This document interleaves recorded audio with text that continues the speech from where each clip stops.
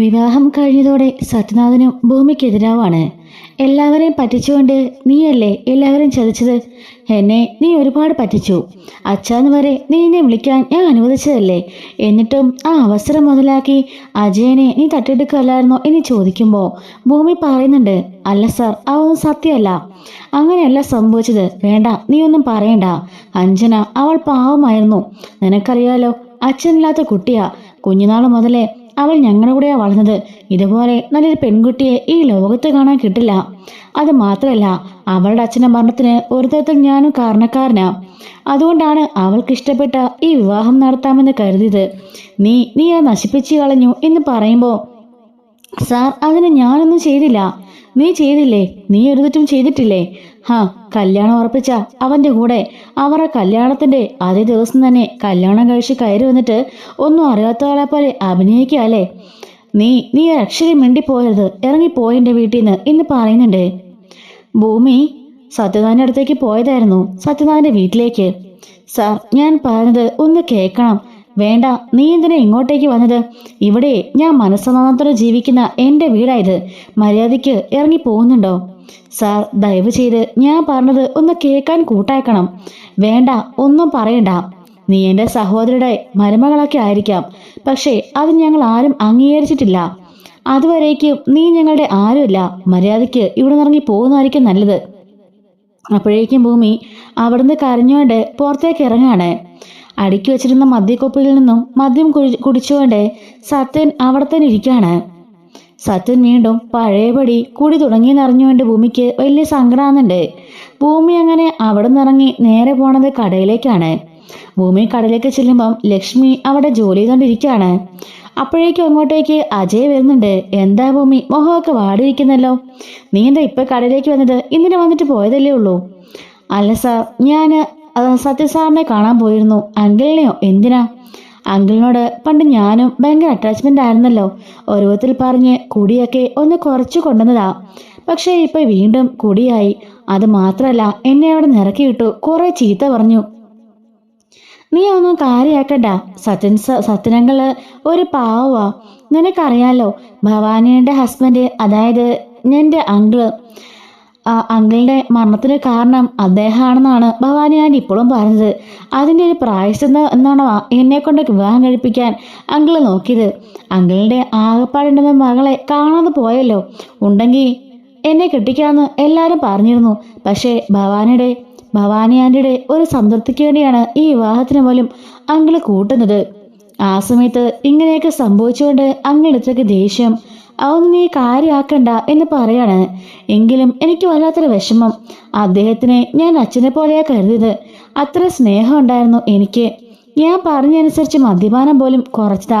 പക്ഷെ ഇപ്പോ ഞാൻ പറഞ്ഞില്ലേ ഭൂമി, നീ ഇപ്പോ ഒരു നാടകം കളിച്ചുകൊണ്ടിരിക്കുകയാണ്. അതിലെ കഥാപാത്രങ്ങളാണ് അവരെല്ലാം. അതിനൊന്നും നീ സീരിയസ് എടുക്കേണ്ട ഒരു കാര്യമില്ല. അങ്ങനെ പറഞ്ഞിട്ട് അജയ് ആണെങ്കിൽ വാ ഒരു കോഫി എടുത്താ എന്നും പറഞ്ഞുകൊണ്ട് അകത്തേക്ക് കയറി ഇരിക്കുന്നുണ്ട്. അപ്പോഴേക്കും ഭൂമി വന്ന് കോഫി എടുത്ത് കൊടുക്കാണ്. എന്നിട്ട് അജയ് പറയുന്നുണ്ട്, ഞാൻ വീട്ടിലേക്ക് ഉണ്ടാക്കണോ?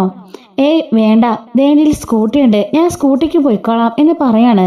ഇവിടുത്തെ കണക്കും ബാക്കി കാര്യങ്ങളെല്ലാം കൃത്യമായി തന്നെ പോകുന്നില്ലേ എന്ന് ചോദിക്കുമ്പം, ഉണ്ട് സാർ, അതിനൊന്നും ഒരു കുഴപ്പമില്ല. പിന്നെ അറിയാലോ, മുത്തശ്ശിക്ക് ഇങ്ങോട്ടേക്ക് വരുന്നതിനോട് തീരെ താല്പര്യമില്ല. അതുകൊണ്ട് എപ്പോഴൊന്നും ഇങ്ങോട്ടേക്ക് വരാൻ നിൽക്കണ്ട. അതൊക്കെ എനിക്കറിയാം സാർ. ലക്ഷ്മി ചേച്ചി എന്നെ വിളിച്ച് കണക്കും കാര്യങ്ങളും എല്ലാം പറയുന്നുണ്ട്. പിന്നെ ഓരോ ദിവസം കണ്ടിട്ടിട്ട് ഞാൻ വരുന്നുണ്ടല്ലോ, അത് മതി എന്ന് പറയാണേ. അങ്ങനെ ഭൂമി തിരിച്ചു പോവാണ്. അജയ് സ്റ്റേഷനിലേക്കും പോണുണ്ട്. അങ്ങനെ ഭൂമി നേരെ വീട്ടിലേക്ക് ചെല്ലുന്നുണ്ട്, അതായത് സൗഭാഗ്യപുരത്തേക്ക്. അങ്ങോട്ടേക്ക് കയറി ചെല്ലുമ്പോഴേക്കും മുത്തശ്ശി വാതിക്കൽ തന്നെ ഉണ്ട് കേട്ടോ. മുത്തശ്ശി ചോദിക്കാണ്, എങ്ങോട്ട് എഴുന്നേലേതാ? അത് പിന്നെ ഞാൻ സാറിനെ കാണാൻ. ഏത് സാറിനെ? സത്യൻ സാറിനെ. സത്യനെയോ? നീ എന്തിനാ സത്യനെ കാണുന്നത്? അത് പിന്നെ ഞാൻ പറഞ്ഞുകൊണ്ട് മദ്യവനൊക്കെ കുറച്ച് വെച്ചിരിക്കായിരുന്നു. ഇപ്പൊ വീണ്ടും പഴയതുപോലായി. അതൊന്ന് കുറയ്ക്കാൻ പറയാൻ നീ ആരാടി അവനോട് പറയാനായിട്ട്? അതെ, ഞാൻ പ്രസവിച്ച എൻ്റെ മകനാ. അവളോട് പറയാൻ ഇവിടെ ഇഷ്ടംപോലെ പേരുണ്ട്. അവൻ്റെ സഹോദരങ്ങളുടെ മക്കള്, അവരൊക്കെ പറഞ്ഞോളും സഹോദരങ്ങളുണ്ട്. നീ എവിടുന്നോ വലിഞ്ഞു കയറി വന്ന നീ ഒരു ചായക്കടക്കാരി. നീ എന്തിനാ അതൊക്കെ പറയാൻ പോണത്? മുത്തശ്ശി അങ്ങനെയൊന്നും പറയല്ലേ, മിണ്ടിപ്പോവരുത്. ആരടി നിന്റെ മുത്തശ്ശി? നിന്നെ കൊച്ചുമകളെ പോലെ ഞാൻ സ്വീകരിച്ചിരുന്നു, ഒരുപാട് സ്നേഹിച്ചിരുന്നു. അതൊക്കെ പണ്ട്. നീ ഒരു വിഷമാണെന്ന് എനിക്കിപ്പോഴാണ് മനസ്സിലായത്. ഇത്രയൊന്നും ഞാൻ നിന്നിൽ നിന്ന് പ്രതീക്ഷയില്ല.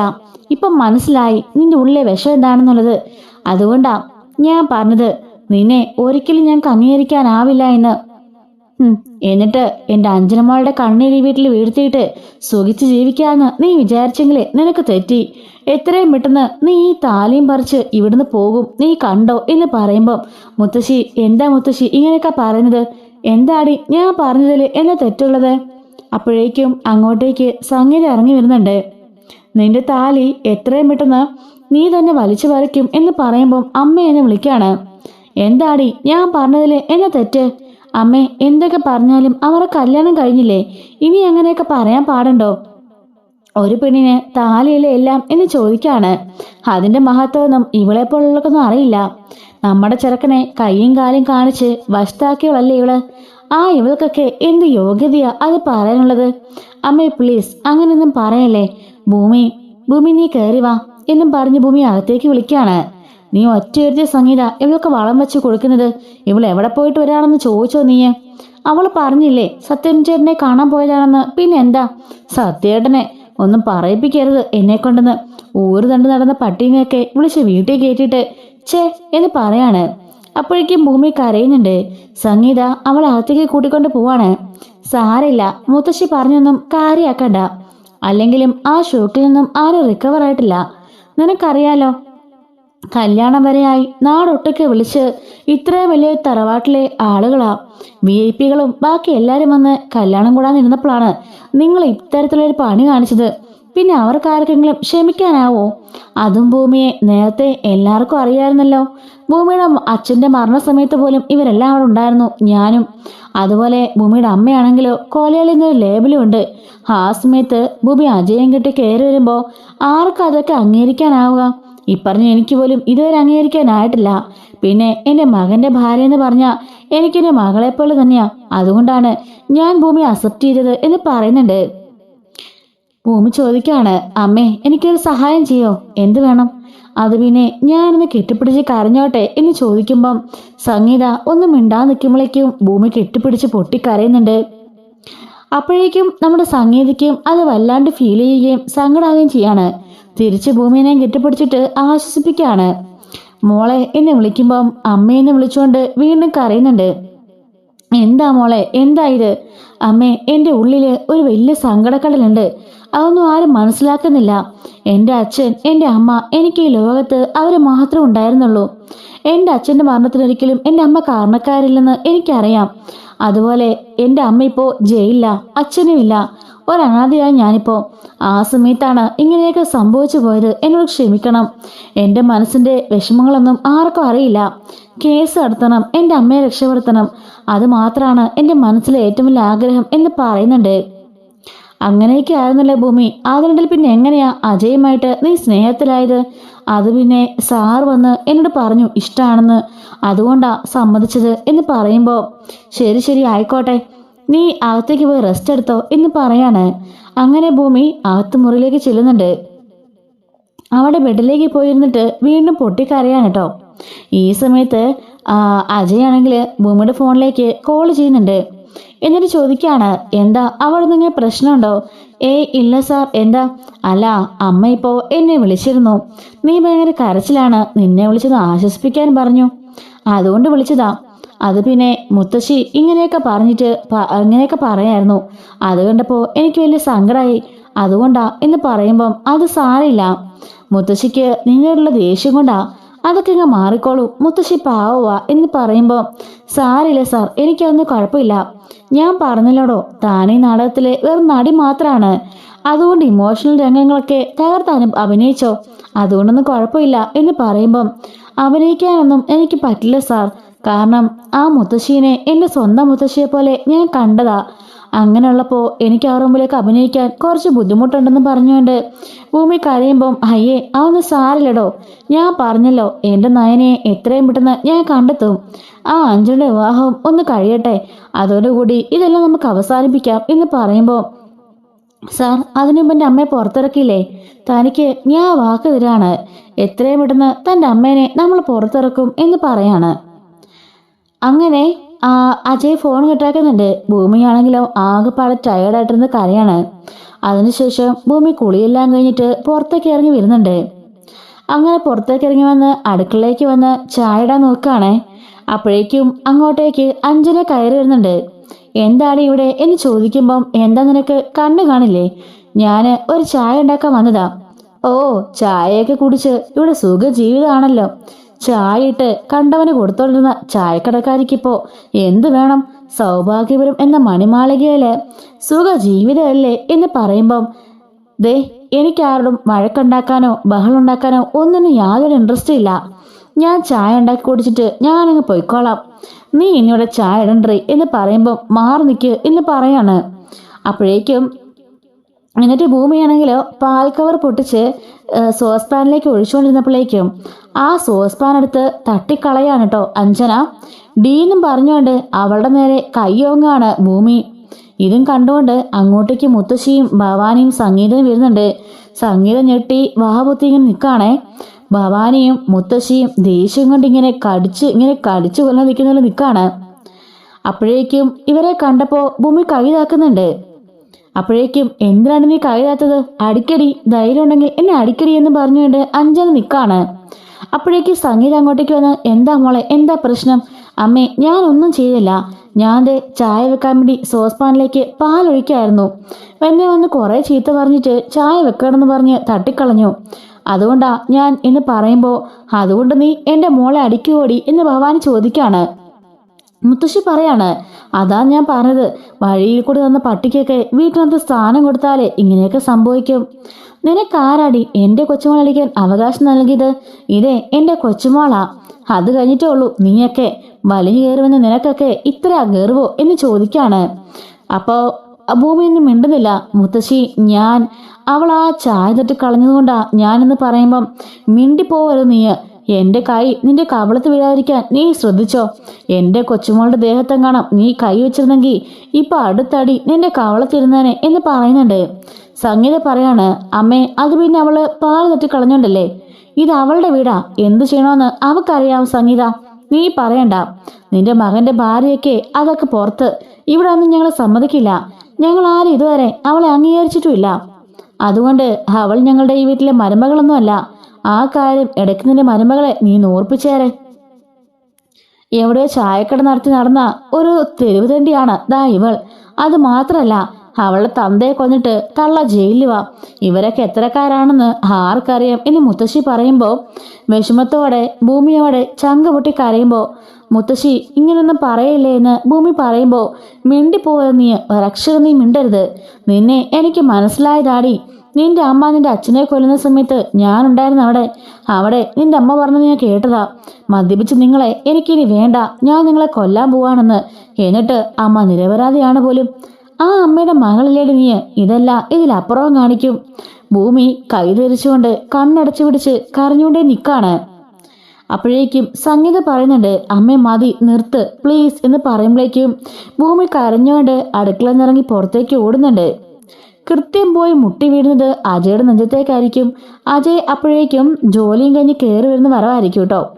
സൗണ്ട് കേട്ടുകൊണ്ട് അങ്ങോട്ട് വരുമ്പോഴാണ് ഭൂമി കരഞ്ഞാൽ ഓടിപ്പോയി അജയുടെ മുമ്പിലേക്ക് വീഴുന്നത്. ഉടനെ അജയുടെ നെഞ്ചിലേക്ക് വീഴുന്നുണ്ട്. എന്താ ഭൂമി, എന്ത് പറ്റിയെന്ന് ചോദിക്കാണ്. ഭൂമി ഒന്നും മിണ്ടാതെ തല കുനിച്ച് കരഞ്ഞോണ്ട് നിൽക്കുന്നേ ഉള്ളൂ. അമ്മേ, എന്താ അമ്മേ, എന്ത് പറ്റി എന്ന് ചോദിക്കുമ്പോഴേക്കും അഞ്ജനയും ഭവാനിയും അതുപോലെ മുത്തശ്ശിയും പിന്നെ സംഗീതയും പുറത്തേക്ക് ഇറങ്ങി വരികയാണ്. പെട്ടെന്ന് ഈ സൗണ്ടുകളൊക്കെ കേട്ടുകൊണ്ട് അനുപമയും ഭവാനിയും അങ്ങനെ എല്ലാവരും, ഭവാനിയും അനുപമയും പിന്നെ മാധവനും എല്ലാവരും കൂടി ഹാളിലേക്ക് വരികയാണ്. എന്താ ഭൂമി, എന്താ പ്രശ്നം എന്ന് ചോദിക്കുമ്പം, ഒന്നുമില്ല സാർ എന്ന് പറയുന്നുണ്ട്. അപ്പോഴേക്കും മുത്തശ്ശി ചോദിക്കുകയാണ്, നീ എന്തിനാണ് പറയാതിരിക്കുന്നത്? നീ പറഞ്ഞിട്ട് എന്താ സംഭവിക്കുന്നതെന്ന് നമുക്ക് നോക്കാമല്ലോ. ഇവളെ ഇപ്പൊ തന്നെ ഇവിടെ നിന്ന് ഇറക്കി വിടണം എന്ന് ഭവാനി പറയുന്നുണ്ട്. അതിന് മാത്രം അവൾ എന്ത് തെറ്റാ ചെയ്തത്? എന്ത് തെറ്റാ ചെയ്തെന്നോ? എൻ്റെ മകളുടെ നേരെ ഇവളെ കൈയോങ്ങി എന്ന് പറയുമ്പോൾ അജയ് പറയുന്നുണ്ട്, ഭൂമി അങ്ങനെ അവൾക്ക് നേരെ കൈയോങ്ങിയെങ്കിൽ അതിനെന്തെങ്കിലും കാരണം അവൾ ഒപ്പിച്ചു കാണും. അല്ലാതെ ഒരിക്കലും അവൾ അങ്ങനെ ചെയ്യില്ല എന്ന് പറയുമ്പോൾ, ഓഹോ, അപ്പൊ ഇവള് പറഞ്ഞാണോ നിനക്ക് വിശ്വാസം? ഞാൻ നിന്റെ ആന്റിയല്ലേ, ഞാൻ പറഞ്ഞൊന്നും നിനക്ക് വിശ്വാസമില്ലേ? ഇന്നലെ എല്ലാവരും ചതിച്ചുകൊണ്ട് കയറി വന്ന ഇവള് പറഞ്ഞാണ് വിശ്വാസം എന്ന് ചോദിക്കുമ്പം, അമ്മേ എന്താ സംഭവിച്ചേ എന്ന് ചോദിക്കാണ്.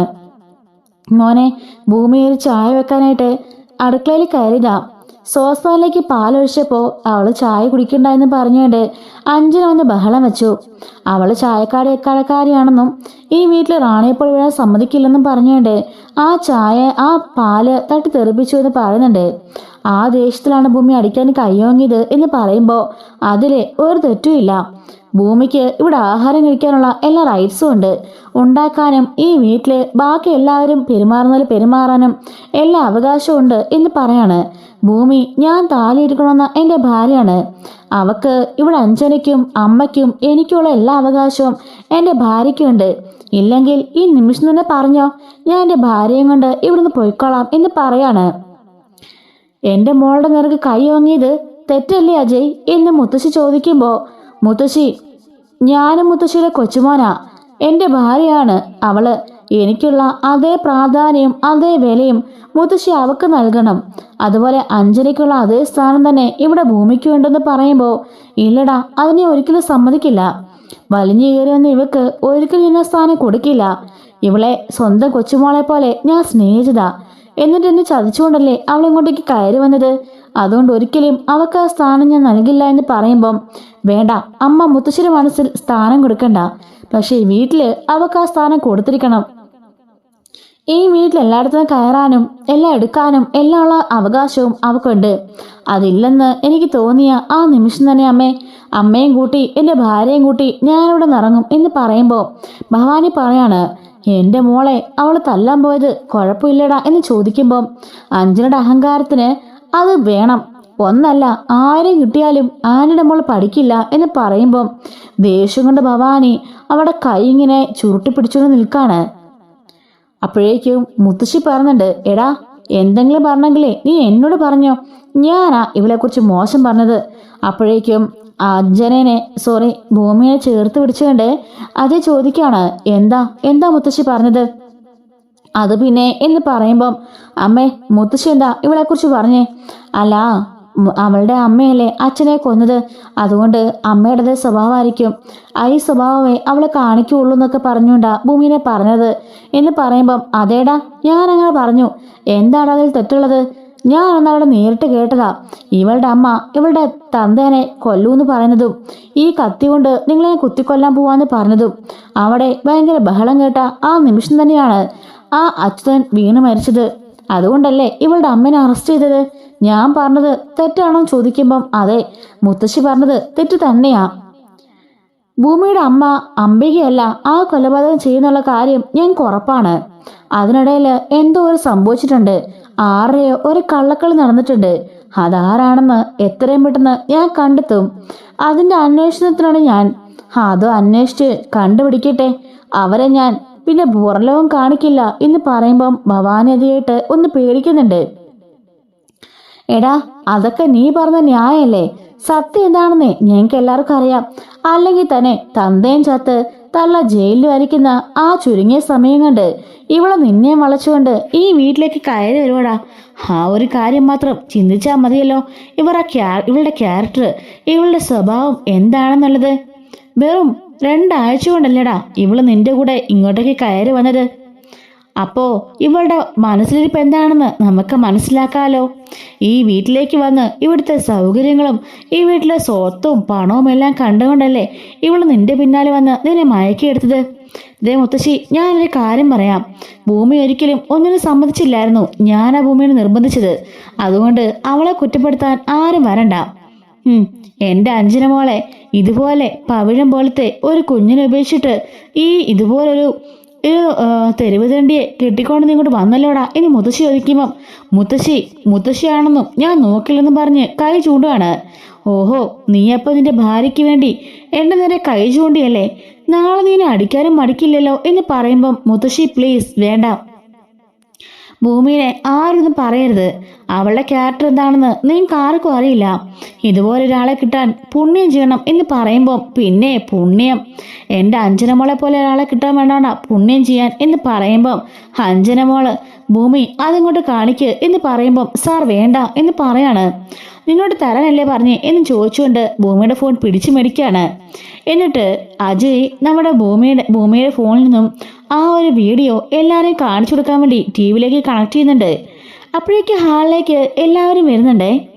ആ ടിവിയുടെ മുമ്പിലേക്ക് വരികയാണ്. ദേ കണ്ണു തുറന്ന് എല്ലാവരും കണ്ടു നോക്ക് എന്നും പറഞ്ഞത് കാണിക്കുകയാണ്. അന്ന് നമ്മുടെ ഭൂമിയും അഞ്ജനയും അഞ്ജനയുടെ കാമുകനും കൂടി റിസോർട്ടിൽ താമസിക്കുന്നതും ശേഷം മദ്യപിച്ചുകൊണ്ട് അവർ പുറത്തേക്ക് ഇറങ്ങി വരുന്നുണ്ടല്ലോ. അതിനുശേഷം ഇവരാണെങ്കിൽ ഒരു റിസോർട്ട് ബുക്ക് ചെയ്ത് അവിടെ സ്റ്റേ ചെയ്യുന്നുണ്ട് കേട്ടോ. വിവാഹത്തിന് മുമ്പ് തന്നെ, അജയുമായി വിവാഹം ഉറപ്പിക്കുന്നതിന് മുമ്പേ തന്നെ. അപ്പോൾ അവിടുത്തെ വിഷ്വൽസൊക്കെ അജയും ഭൂമിയും കളക്ട് ചെയ്തിരുന്നു. എന്തെങ്കിലും ഒരു സംഭവം വരുമ്പം അത് കാണിച്ചാണെങ്കിലും കല്യാണം മുടക്കാമെന്നും പറഞ്ഞുകൊണ്ട് അപ്പോൾ അവർ വീഡിയോസൊക്കെ ഇട്ട് കാണിക്കുകയാണ്. ഇത് കണ്ട് ഭവാനിയും മുത്തശ്ശിയൊക്കെ ഇങ്ങനെ വായും പൊത്തി നിൽക്കുകയാണേ. അതുപോലെ സംഗീതയും മാധവനും എല്ലാവരും നാണിച്ച് തലകുണിച്ച് നിൽക്കുകയാണ്. ദേ കണ്ടല്ലോ മുത്തശ്ശിയുടെ പൊന്നാര മോളുടെ സ്വഭാവം എന്താണെന്നുള്ളത്. ഇനി എന്തെങ്കിലും പറയാനുണ്ടോ? അവൾ ഇറങ്ങി വരുന്നതേ ബാറിൽ നിന്നാ, അതും ഏതോ ഒരുത്തിന്റെ കൂടെ, അതും അവിടെ സ്റ്റേ ചെയ്തതിന്റെ തെളിവ് വരെ എൻ്റെ കയ്യിലുണ്ട്. ഭൂമി ഈ കാര്യം പറഞ്ഞപ്പോഴേ ഞാൻ അവിടെ നിന്ന് കളക്ട് ചെയ്തതാ ഈ വിഷ്വൽസൊക്കെ. ഇത്രയും കാലം കാണിക്കാതിരുന്നത് ഭൂമി പറഞ്ഞതുകൊണ്ടാ. പക്ഷെ ഭൂമിയുടെ ക്യാരക്ടറിനെ നിങ്ങൾ ചോദ്യം ചെയ്തുകൊണ്ട് അഞ്ജന മിടിക്കുകയാണെന്ന് പറഞ്ഞുകൊണ്ട് മാത്രമാണ് ഞാനിത് കാണിച്ചത്. ആദ്യം സ്വന്തം കൊച്ചുമോളെ മര്യാദയ്ക്ക് വളർത്താൻ നോക്ക്, എന്നിട്ട് മതി എൻ്റെ ഭാര്യയെക്കുറിച്ച് പറയാൻ എന്ന് മുത്തശ്ശിയുടെ മുഖത്ത് നോക്കി പറയാണ്. മുത്തശ്ശിക്ക് അങ്ങ് ചമ്മി നാണം കിട്ട് നിൽക്കുകയാണേ. ഭവാനിക്കാണെങ്കിൽ ആകെപ്പാടെ കലിപ്പായിട്ട് ഇങ്ങനെ ദേഷ്യപ്പെട്ട് നിൽക്കുകയാണ്. എല്ലാവരും മുമ്പിൽ അഞ്ജനയാണെങ്കിൽ നാണിച്ച് തല കുണിച്ച് നിൽക്കുകയാണ്. എന്നിട്ട് പറയുന്നുണ്ട്, കണ്ടില്ലേ കല്യാണത്തിന് മുമ്പേ തന്നെ അഴിഞ്ഞാടി നടക്കുമായിരുന്നു ഇവള്. എന്നിട്ടാണ് എൻ്റെ തലയിലേക്ക് എല്ലാവരും കൂടി കെട്ടിവെക്കാൻ നോക്കിയത്. കല്യാണം കഴിഞ്ഞാലും ഇവൾ അവൻ്റെ കൂടെ പോയേനെ. എന്നിട്ട് അപ്പൊ പിന്നെ എന്ത് ചെയ്യുന്നതിനെ എല്ലാവരും കൂടി എന്നും ചോദിച്ചുകൊണ്ട് ദേഷ്യപ്പെടുകയാണ് അജയ്. അപ്പോഴേക്കും ഭവാനി വന്നിട്ട് അഞ്ജനനെ പിടിച്ചെടുത്തിട്ട് 2 കവളും ആഞ്ഞടിക്കുന്നുണ്ട്. അമ്മയെന്ന് വിളിക്കുമ്പം എന്താടി മിണ്ടി പോകരുത്, എന്താടി കാണുന്നൊക്കെ. അമ്മേ അതെൻ്റെ ഫ്രണ്ടാ, ഞങ്ങൾ ജസ്റ്റ് ഒരു പാർട്ടിക്ക് പോയിട്ട് വന്നതാ എന്ന് പറയുമ്പം പിന്നെ ഇങ്ങനെയൊക്കെയാണല്ലോ പാർട്ടിക്ക് പോണത്. അജയ് പറയാണേ, ഞങ്ങൾ പാർട്ടിക്കൊക്കെ പോകാറുള്ളതാ, പക്ഷെ ഇങ്ങനെയൊന്നും ഞങ്ങൾ ആരും അഴിഞ്ഞാടാറില്ല. ഒരു പെൺകുട്ടിയും ഇങ്ങനെ വരാറുമില്ല. ഈ കോലം കണ്ടാൽ തന്നെ അറിയാം പാർട്ടി കാണാൻ പോയെന്ന്. എന്നെ കൊണ്ട് കൂടുതലൊന്നും പറയിക്കരുത് എന്ന് അജയ് പറയുന്നുണ്ട്. മുത്തശ്ശിയാണെങ്കിലോ അപ്പോഴേക്കും അവിടെ നിന്ന് കരയുന്നുണ്ടേ. സംഗീത അമ്മ പോട്ടമ്മേ എന്ന് പറയുമ്പോഴേക്കും എൻ്റെ കൊച്ചുമക്കളെല്ലാം ഇങ്ങനെയായി പോയല്ലോ ഈശ്വര, ഞാൻ ഇവരെയൊക്കെ എന്തുമാത്രം വിശ്വസിച്ചതാ, എന്നെ എല്ലാവരും കൂടി ചതിക്കുകയാണ് എന്നും പറഞ്ഞ് അകത്തേക്ക് കയറുമ്പോൾ ഭവാനി പറയാണ്, അമ്മേ അവൾ കൊച്ചുകുട്ടിയല്ലേ, അവൾക്ക് അറിയാതെ സംഭവിച്ചു പോയതാ. പറ അഞ്ജന, ഇനി അങ്ങനെ ഉണ്ടാവില്ലെന്ന് പറ. മുത്തശ്ശി സോറി മുത്തശ്ശി, ഇനി അങ്ങനൊന്നും സംഭവിക്കില്ല. ഞങ്ങൾ നല്ല ഫ്രണ്ട്സാ, അല്ലാതെ വേറൊന്നുമില്ല. അജയ് ഇതൊക്കെ കളക്ട് ചെയ്യുന്ന എനിക്കറിയില്ലായിരുന്നു എന്ന് പറയുമ്പോൾ മുത്തശ്ശി മിണ്ടാതെ അകത്തേക്ക് കയറി പോകാൻ പോകുമ്പം അജയ് പോയി തടസ്സം നിൽക്കുകയാണ്. മുത്തശ്ശിക്ക് എന്താ ഇപ്പൊ ഒന്നും പറയാനില്ലേ? ഭവാനി പറഞ്ഞല്ലോ അവള് കുഞ്ഞാണെന്ന്. അവളും ഭൂമിയും തമ്മിലെ 1-2 വയസ്സിന് വ്യത്യാസമേ ഉള്ളൂ. ഭൂമിയെ അവൾ സ്വന്തമായിട്ട് കട നടത്തി അവളുടെ അച്ഛനമ്മയെ നോയിക്കൊണ്ടിരുന്ന് അവളുടെ അച്ഛന് അസുഖത്തിനോട് എല്ലാ കാര്യങ്ങളും ചെയ്തുകൊണ്ടിരുന്നത് അവളാ. സ്വന്തം അധ്വാനിച്ച് ജീവിക്കുന്നവളായിരുന്നു. ഇന്ന് വരെ അവളെക്കുറിച്ചൊരു മോശം പേര് പോലും ആരും പറഞ്ഞിട്ടുമില്ല. എന്നാലോ ഈ വീട്ടില് സുഖസൗകര്യത്തോടെ ജീവിച്ച് കണ്ട് തോന്നിവാസെല്ലാം കാണിച്ചതേ മുത്തശ്ശിയുടെ കൊച്ചുമോളാ. ഇനിയെങ്കിലും മനസ്സിലാക്കിക്കോ, ആരെങ്കിലും കുറ്റപ്പെടുന്നതിന് മുമ്പേ എന്താ ഇന്നത്തെ സംഭവം. മുത്തശ്ശി ഒന്നും മിണ്ടാതെ തല ഓടിച്ച് അകത്തേക്ക് കയറിപ്പോന്നുണ്ട്. ഭവാനി ആൻറ്റി, ഇത് മാത്രമല്ല മോളുടെ ലീലാവിലാസങ്ങൾ കുറേ ഉണ്ട്, എല്ലാം ഒന്ന് അന്വേഷിക്കുന്ന നല്ലതായിരിക്കും. ഇനി എന്നെ കെട്ടാൻ ഇനി ആരെങ്കിലും കെട്ടാൻ വരാണെങ്കിൽ തന്നെ അവൻ്റെ കാര്യം പോക്ക എന്നും പറഞ്ഞുകൊണ്ട് അജയ് വാ ഭൂമി എന്നും പറഞ്ഞുകൊണ്ട് അവളുടെ കയ്യിൽ പിടിച്ചുകൊണ്ട് അകത്തേക്ക് കയറി പോവാണ്.